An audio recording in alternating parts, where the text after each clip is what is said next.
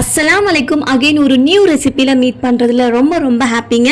இன்றைக்கி ரொம்பவே சிம்பிளாக ஈஸியாக செய்யக்கூடிய ஈவினிங் ஸ்நாக்ஸ் ரெசிபி தான் பார்க்க போகிறோம்.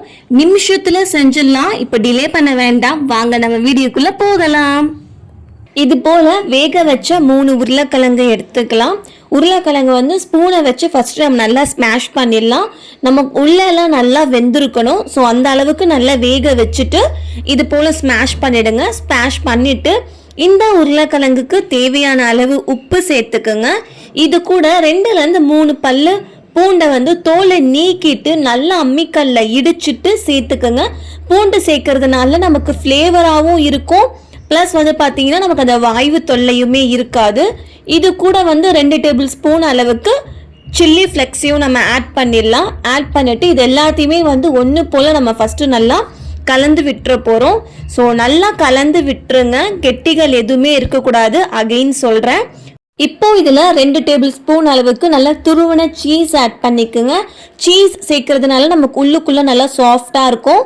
1 ஸ்பூன் அளவுக்கு அரிசி மாவு, 2 ஸ்பூன் அளவுக்கு கார்ன்ஃப்ளவர் மாவு சேர்த்துட்டு நல்லா பிசைஞ்சுக்குங்க. பிசையும் போது கொஞ்சம் லூஸாக தான் இருக்கணும், ரொம்ப டைட்டாக இருக்கிற மாதிரி பிசையாதீங்க.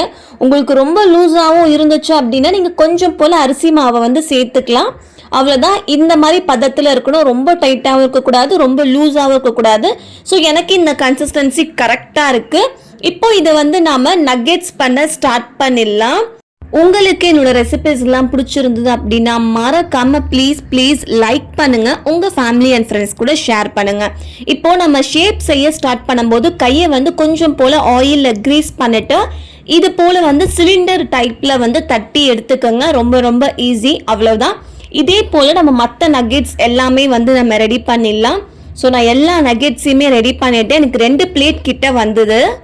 கடாயில் தேவையான அளவு எண்ணெய் சேர்த்துட்டு எண்ணெய் நல்லா சூடானதுமே ஸ்டவ்வை மீடியம் ஃப்ளேமில் வச்சுட்டு நம்ம ரெடி பண்ணி வச்சுக்கிற நக்கட்ஸை நம்ம சேர்த்துடலாம். இது ஃபுல்லாக மீடியம் ஃப்ளேம்லேயே தான் பொரிச்சு எடுக்கணுங்க. சேர்த்ததுமே கரண்டியை வச்சு நீங்கள் யூஸ் பண்ணிடாதீங்க. கரண்டியை வச்சு கிளறி விட்டீங்க அப்படின்னா எல்லாமே உடஞ்சி போயிடும். சேர்த்துட்டு ஒரு 4லேருந்து 5 நிமிஷத்துக்கு அப்புறம் ஒரு கத்தியை வச்சு லைட்டாக திருப்பி விட்டீங்க அப்படின்னா எல்லாமே ரொம்ப சூப்பராகவே உங்களுக்கு ஈஸியாக திரும்பிடும். இது போல் நைஃபை வச்சு திருப்பி விட்டுக்கோங்க. அதுக்கப்புறம் ஃபுல் சைடுமே இது போல் நல்ல ஒரு கோல்டன் ப்ரௌன் கலர் வர வரைக்கும் நம்ம நல்லா பொரிச்சு எடுத்துக்கணும். மீடியம் ஃப்ளேம்லேயே பண்ணுங்க, அவசரம் கிடையாது. அவ்வளவுதான், நம்மளோட சூப்பரான நக்கட்ஸ் ரெடி ஆயிடுச்சுங்க. ரொம்ப ஈஸி, ரொம்ப குவிக்காக செஞ்சிடலாம். அதிகமான இன்க்ரீடியண்ட்டும் நமக்கு தேவையில்லை. ஸோ பசங்களுக்கு கண்டிப்பாக செஞ்சு கொடுங்க, ரொம்ப விரும்பி சாப்பிடுவாங்க. இது சாஸ் புதினா சட்னியோடலாம் சாப்பிட்டா அவ்வளோ டேஸ்ட்டாக இருக்கும். ஸோ ஈவினிங் ஆனாலே நம்ம இதில் சென்னையில் பார்த்தீங்கன்னா பயங்கரமாக மழை பெய்யுது. ஸோ கண்டிப்பாக ட்ரை பண்ணி பாருங்கள். நீங்கள் நம்மளோட வீடியோவை ஃபஸ்ட் டைம் பார்க்குறதா இருந்தால் மறக்காமல் நம்ம சேனலை சப்ஸ்கிரைப் பண்ணுங்கள். பக்கத்தில் இருக்கிற பெல் பட்டனையும் ப்ரெஸ் பண்ணுங்கள். அப்போ தான் நான் போடுற வீடியோஸ் எல்லாமே உங்களுக்கு நோட்டிஃபிகேஷனில் காட்டும். ரொம்ப சாஃப்டாக இருக்குங்க. கண்டிப்பாக ட்ரை பண்ணி பாருங்கள். அடுத்த ஒரு வீடியோவில் சந்திக்கும் வரை tata bye and thanks for வாட்சிங்.